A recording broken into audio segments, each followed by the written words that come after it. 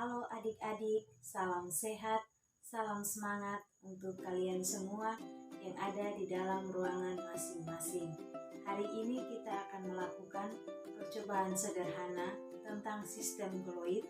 Sebelum kita melakukan percobaan, silakan simak petunjuk penggunaan LKPD berikut ini.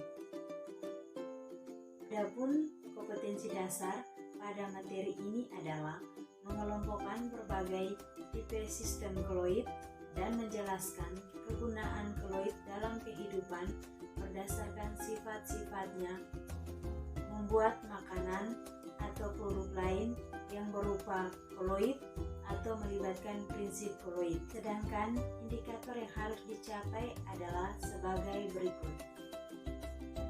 Berdasarkan indikator yang dicapai, maka kita akan melakukan dua percobaan. Percobaan yang pertama tentang sistem koloid, menentukan larutan koloid dan suspensi.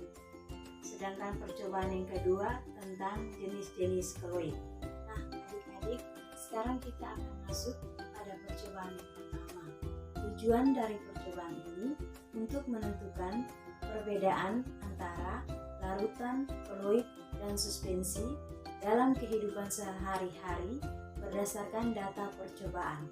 Teori sistem koloid adalah campuran heterogen. Campuran dikelompokkan menjadi tiga, yaitu larutan, suspensi, dan koloid. Larutan merupakan campuran yang bersifat homogen. Ukuran partikel saat terlarut di dalam suatu larutan lebih kecil dari 10⁻⁷ cm atau kurang lebih dari 1 nanometer, sehingga sangat sulit untuk diamati. Walaupun dengan menggunakan mikroskop, suspensi adalah dispersi zat padat di dalam air. Zat terdispersi pada suspensi merupakan zat padat berukuran cukup besar. Padatan ini merupakan gabungan dari molekul-molekul zat terdispersi. Oleh karena itu, zat terdispersi memiliki ukuran yang cukup besar. Medium pendispersi atau air tidak mampu menahannya sehingga padatan tersebut dapat mengendap. Ukuran partikel zat terdispersi di dalam suspensi lebih besar 10⁻³ cm atau lebih besar dari 100 nanometer, sehingga masih dapat diamati dengan mudah. Suspensi dapat disaring dengan menggunakan kertas saring biasa. Koloid tampak homogen jika dilihat tanpa mikroskop, tetapi dengan menggunakan mikroskop tampak adanya partikel-partikel fase terdispersi. Partikel koloid dapat disaring dengan menggunakan kertas saring yang berupa pori-pori sangat halus.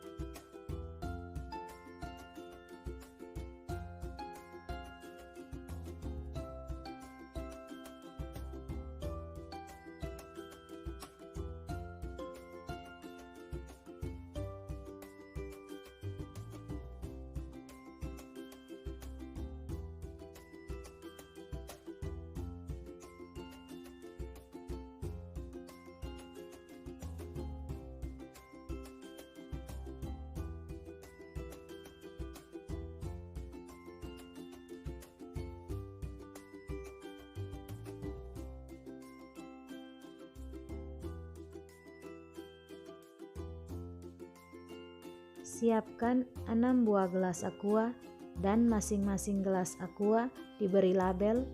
Masukkan air 50 ml ke dalam masing-masing gelas aqua.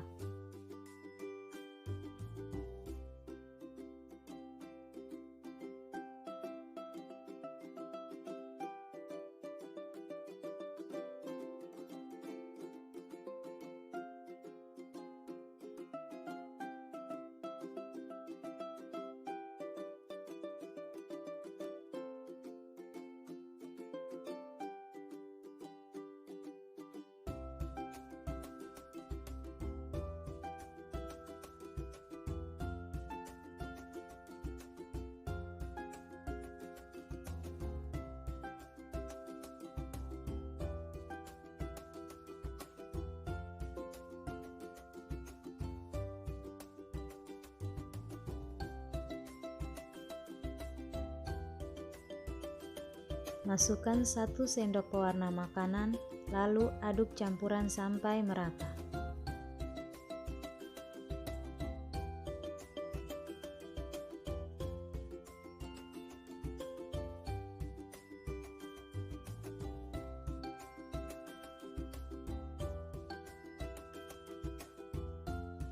Masukkan 1 sendok susu, lalu aduk campuran sampai merata.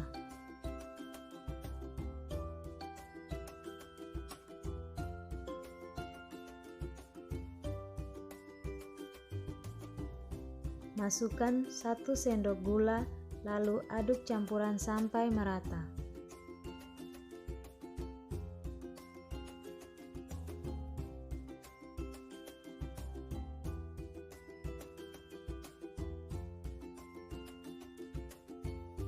Masukkan 1 sendok kopi, lalu aduk campuran sampai merata.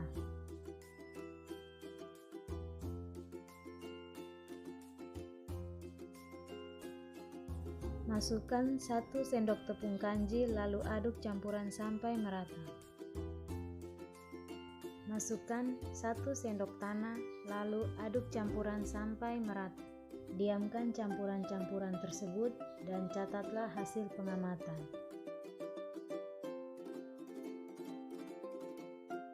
Saringlah campuran-campuran tersebut menggunakan kertas saring. Amatilah perubahannya dan catatlah hasil pengamatan.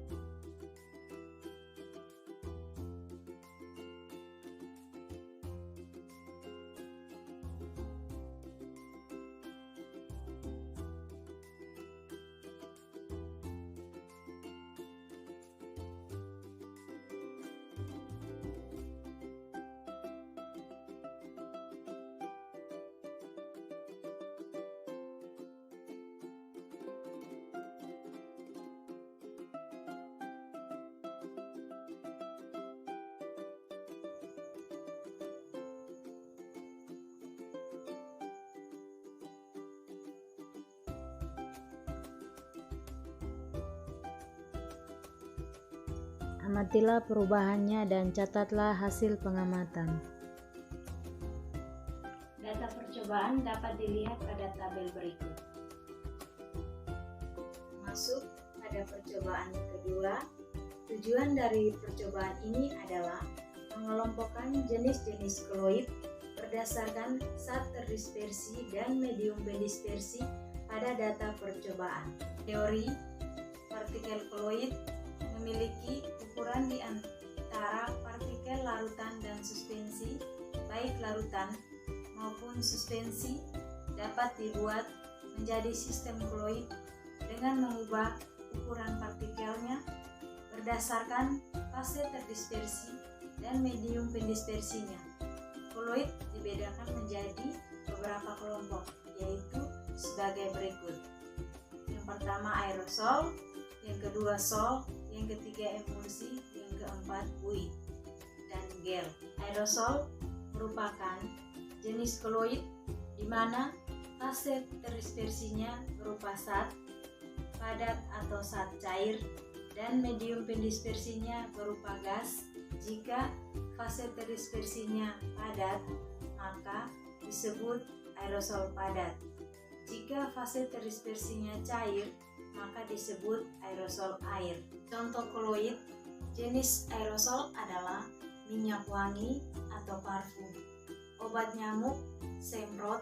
Sol merupakan jenis koloid di mana fase terdispersinya berupa zat padat, sedangkan medium pendispersinya berupa zat cair atau zat padat. Jika medium pendispersinya zat padat, disebut sol padat. Contoh koloid jenis sol cair adalah tinta, sol belerang. Contoh sol padat adalah kaca hitam dan paduan logam. Emulsi merupakan jenis koloid di mana fase terdispersinya zat cair. Contoh emulsi adalah kuning telur, santan, dan mayones. Bui merupakan jenis koloid di mana fase terdispersinya berupa gas, sementara medium pendispersinya berupa zat padat, maka disebut sol padat. Contoh koloid jenis bui adalah sabun, deterjen, dan karet busa atau bui padat. Gel merupakan jenis koloid terbentuk karena fase terdispersi mampu mengabsorpsi medium pendispersinya. Contoh gel adalah agar-agar dan lem kanji. Jenis koloid jika fase terdispersinya padat-padat, maka medium pendispersinya sol padat. Jika fase terdispersinya cair padat, maka medium pendispersinya emulsi padat. Jika fase terdispersinya gas padat, maka medium pendispersinya padat.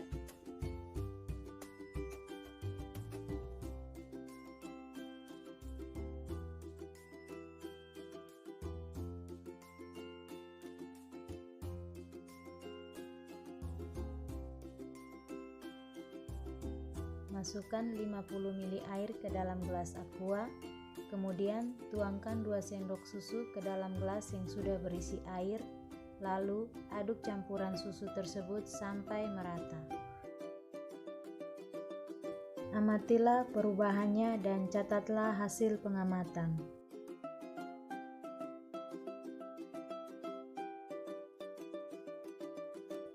Masukkan 2 sendok pasir ke dalam gelas aqua yang sudah diberi label. Masukkan 2 sendok batu klikir ke dalam gelas aqua yang sudah diberi label, lalu tuangkan batu klikir ke dalam pasir dan aduk campuran sampai merata.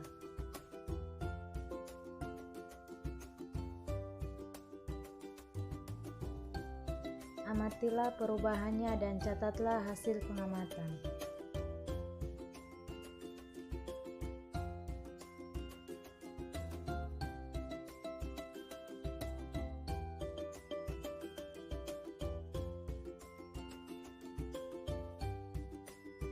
Pisahkan putih telur dan kuning telur, lalu tuangkan putih telur ke dalam gelas aqua.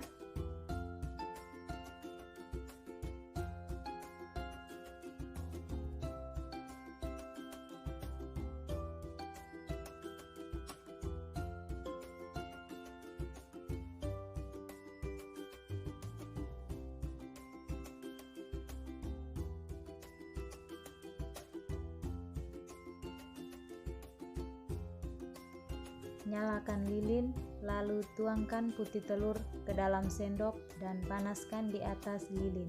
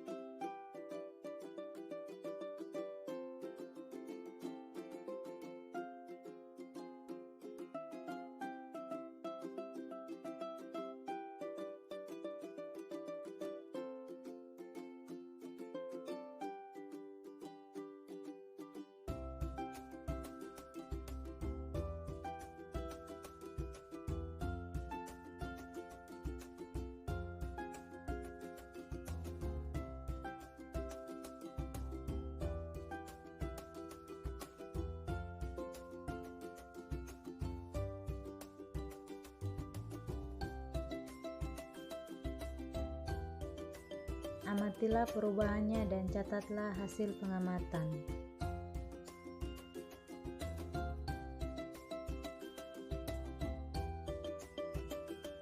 Semprotkan parfum ke tangan.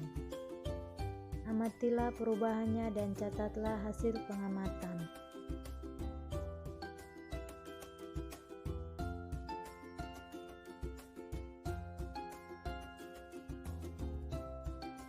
Masukkan air 50 ml ke dalam gelas aqua, kemudian tambahkan 2 sendok daya, lalu aduk sampai campuran merata.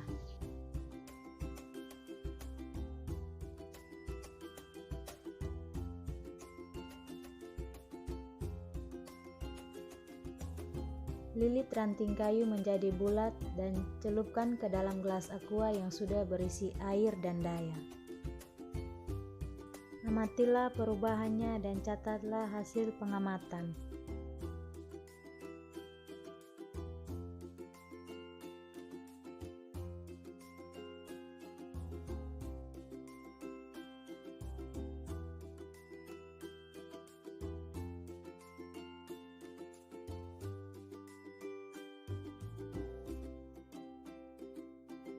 Nyalakan lilin dengan menggunakan pemantik. Amatilah perubahannya dan catatlah hasil pengamatan.